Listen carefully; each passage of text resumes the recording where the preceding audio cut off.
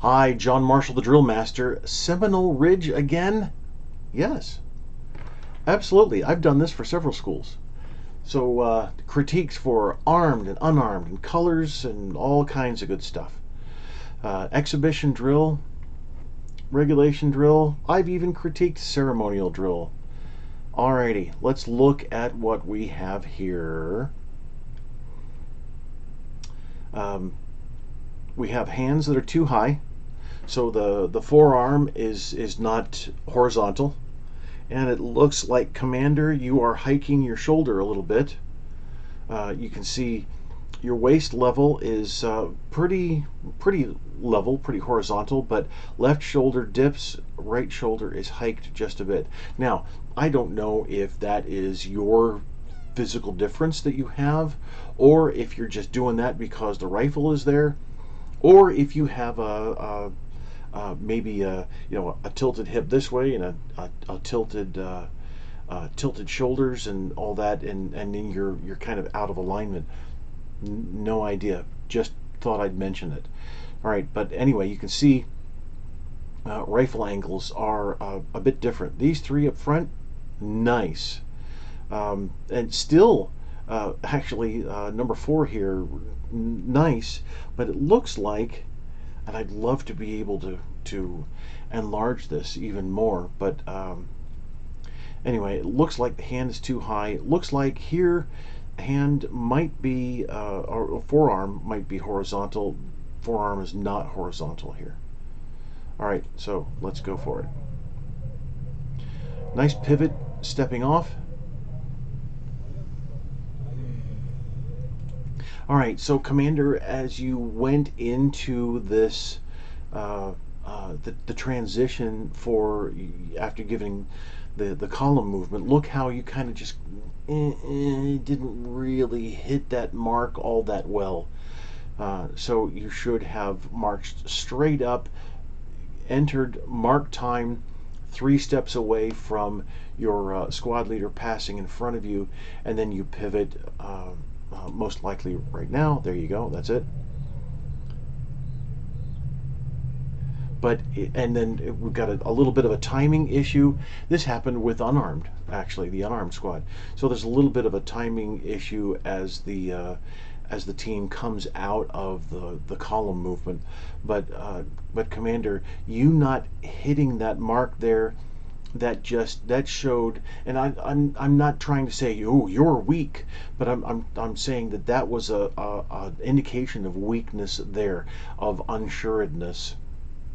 And it's what judges, well, at least any experienced judge doesn't. You don't have to be trained to be a judge to concentrate on something like this, to see a weakness and then zero in on it. But it helps, obviously, to be trained. So need to march up, hit that mark time, and then pivot off when ready.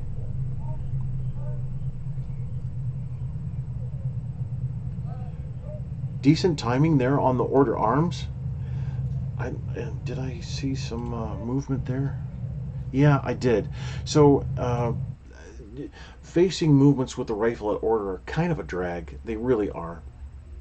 What you should be doing, though, is after some teams will lift on the preparatory command. That's not authorized. Don't do that. This team isn't doing it, and I'm glad. But at the command of execution, you're going to lift the rifle to 3 inches off the marching surface, and then execute your pivot, and then lower. And you're going to carry the rifle over to that position. And I'd love to be able to be standing and have you watching my feet and all that. That would be perfect. Just can't do that. So I can do my best to describe it. So you lift the rifle up, and as you lift it, you don't lift it straight up, you lift it up and over to where you're going, because you've already started traveling anyway, making that pivot. So your rifle is going to make that transition over and then get set straight down. So it's more of a lift and move and then set straight down. Don't lift straight up and then try and move it. And then here, what the team is doing, it looks like, I don't even know if they're lifting necessarily. I don't want to spend too much longer on this, but as the foot is moving away from the rifle, yes, as the foot is moving away from the rifle, the heel seems to be pushing the rifle out a bit, if you know what I mean.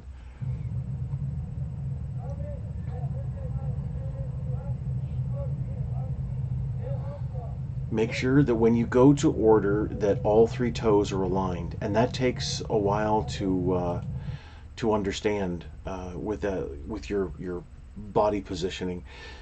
You need to work on the your ability to, every single time go to order, you're pushing that rifle into the shoe so that it's completely grounded every single time, and that all three toes are aligned. Muscle memory is the key there. And you have shortest to tallest. That's interesting, and I appreciate that, honestly. With the shorter legs leading, I get that. Not necessarily the proper method, but then again, in for cadets, essentially, I can understand having the shorter legs at the front, so that us tall guys, we can. So you're a little close there, Commander. Don't go to parade rest, Commander. So don't do that. I don't want to see. I want to see that again. Good. Okay. Well, it didn't look like you slid up. Oh, so yeah, it's actually quite possible that a couple of you did. So the taller you are, the higher your hand is going to be on your rifle, and I'll show you here. So the taller you are, obviously, the higher your hand is going to be on the rifle, no matter where it lands. But wherever your hand lands, or rests, I should say, when you're at the position of attention, as soon as you go to parade rest, that should be the only transition, is that you wrap your hand around. You don't slide. Let's say I'm shorter stature, and my hand is going to be down here. I don't slide it up underneath the stacking swivel. Okay, that's so that everybody's the same. That's not the technique that's employed here. Everybody's hand stays in that position on the rifle, whether you're at parade rest or attention. So the hand doesn't slide up, the hand doesn't slide down.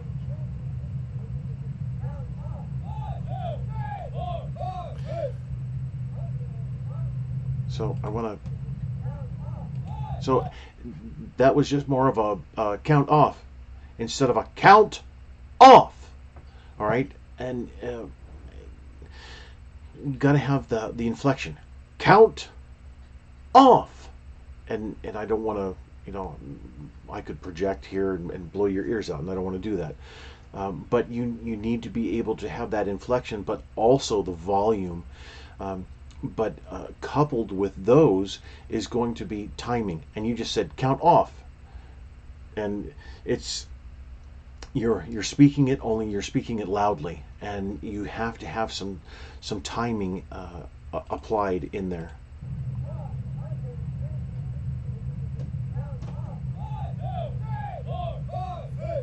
So timing there for the count off was good. And actually, it looked like, yeah, some pretty decent lifting for the rifles. They're all consistent. That's great. Good job.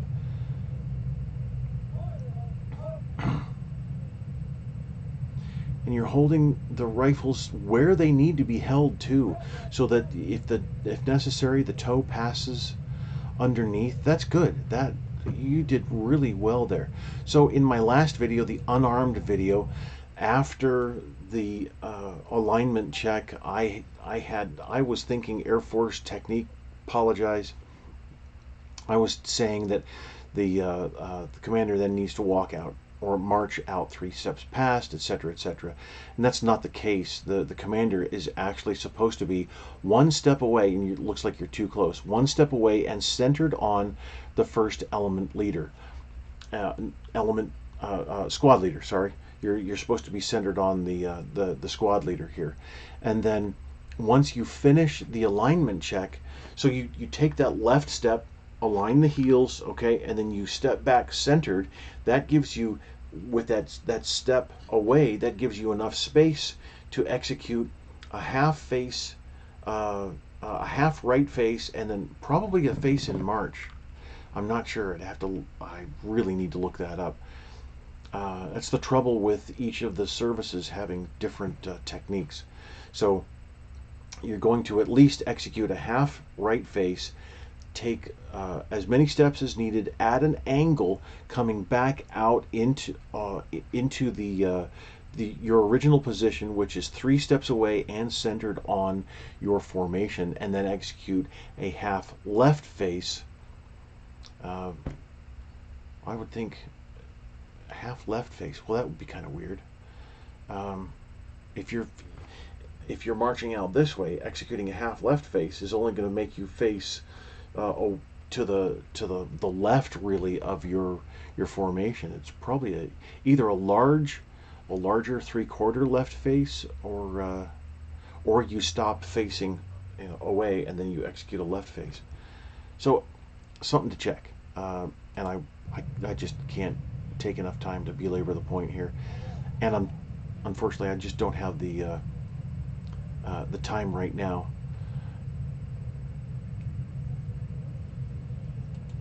to look it up. I pause the video, look it up, and I would normally do that. So what I wanted to mention here, though, is second cadet here, you executed a bit of a movement when the commander told you to. Fine, that's good. However, you left your rifle in place. So as your feet move, you need to move that rifle with you. Good.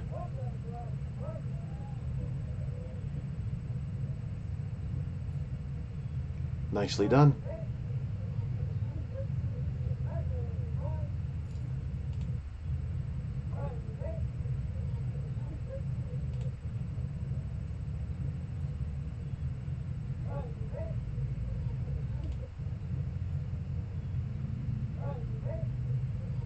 So I'm looking at rifles, just in case you wanted to know. So that's what I'm seeing. So the foot, I can see let's say this is the right foot, this is the rifle here. What I'm seeing is pushing away of the rifle, or the rifle coming out forward and then being brought around. So really, you need to lift the rifle up. Remember, lift it up and over at an angle, and then place it straight down. It would be so much easier if I could just have all right, so elbows, no elbows up. Elbows need to be tucked.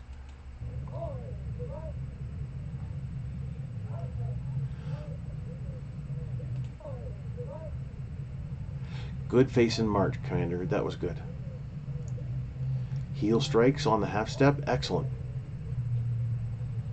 Good.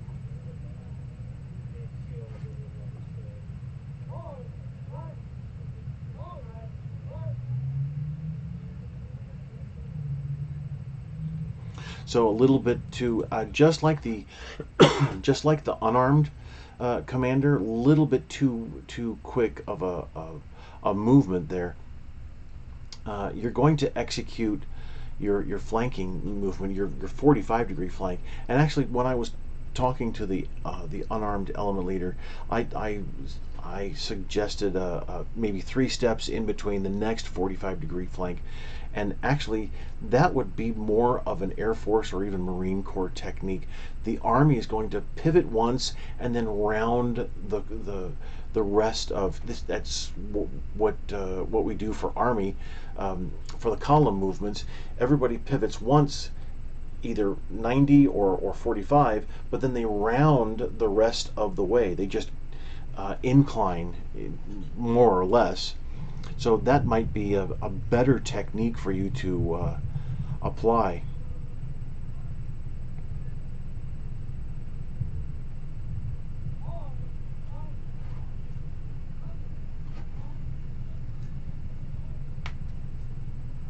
Good.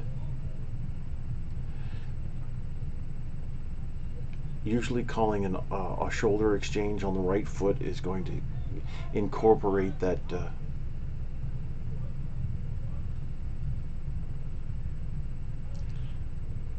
almost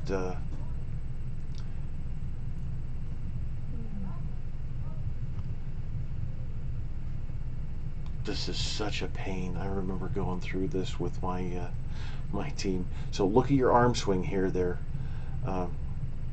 It kind of wrapping around your leg. And also look how the spacing, it has closed up. You're not spaced well at all.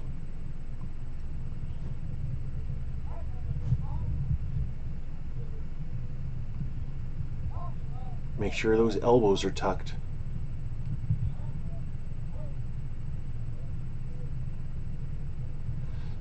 Really didn't go all that well as far as stepping off there.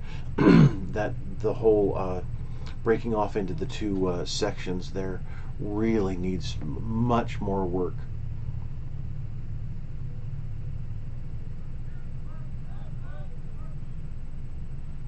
But I appreciate the commander marching with the marching properly while the two teams were interestingly enough, double time is supposed to be performed at port, even for somebody at shoulder, or at at sling.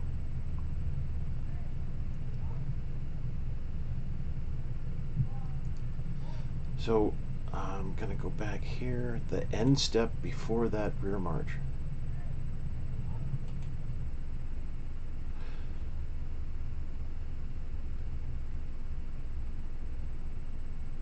Excellent. That's perfect. Turning at the same, well, almost the same time. A little bit quick for some, for so it looks like for the team that is farthest away from the camera, it looks like 1 and 2 right here have turned a bit too quickly, and because the team closest here, these two are pretty much synced, and actually 3 on the team farthest away is also synced. He's a little bit late, so you've got a mixture of timings here, and this is what would be called out of phase. So there's in time, but you can also be out of phase. You can be in step but still be out of phase. It's a movement that happens a little bit early or a little bit late, and this is, we have 3, it looks like they're pretty much on time, 2 that are a little early, 1 that is probably a little late. It just looked odd, and that's why.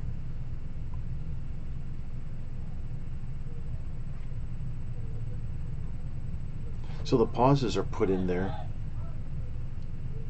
to give the judges. That was a little better. Yeah, I'd love to see the other movement from the side with the two teams coming back into one, but in reverse order. So bending at the elbows, and then that the arm swing, bending at the elbows. Donuts. So when you need donuts. So when you are gripping the rifle, it needs to look like this. So you're going to split here. You're going to have these fingers closed, but you need to form this donut, circle, whatever you want to call it. That's the Army grip.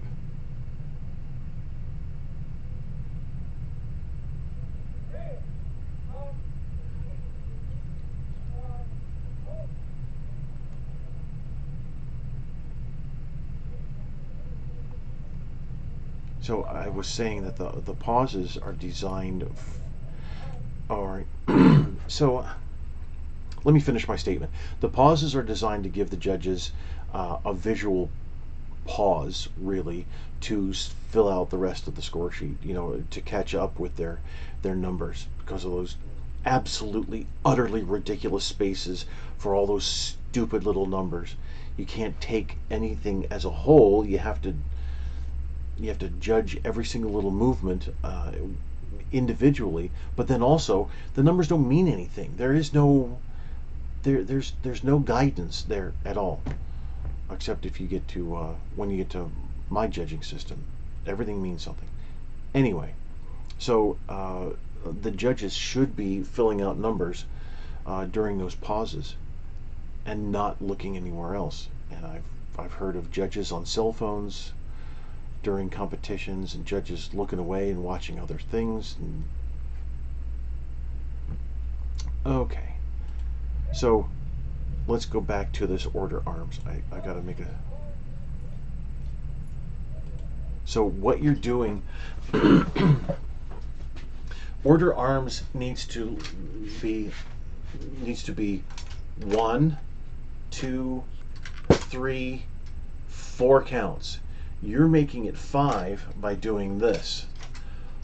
1, 2, 3, 4, and then 5. So you're bringing your right hand to your waist and then setting the rifle down, straight down, and you're not supposed to do that. The rifle should come down at an angle and come right down to the order position. So you're adding a count there. Oh, and let's watch this. Watch right here, this rifle. See how it kind of went way out, swung out. So that that is control, or a lack of it. As you're holding the rifle, your fingers here really need to be pushing up against the rifle so that it doesn't swing out like that. You need to control that rifle, but you're also letting it come around in that circle instead of lifting at the angle. Remember, you're going to lift, come over to at the angle just like that, and then set straight down. That's going to completely eliminate the swing out, but also keeping your fingers there is going to help eliminate that as well. And then look right here, we've got big space, and I thought I saw that earlier, but now I can see it much better.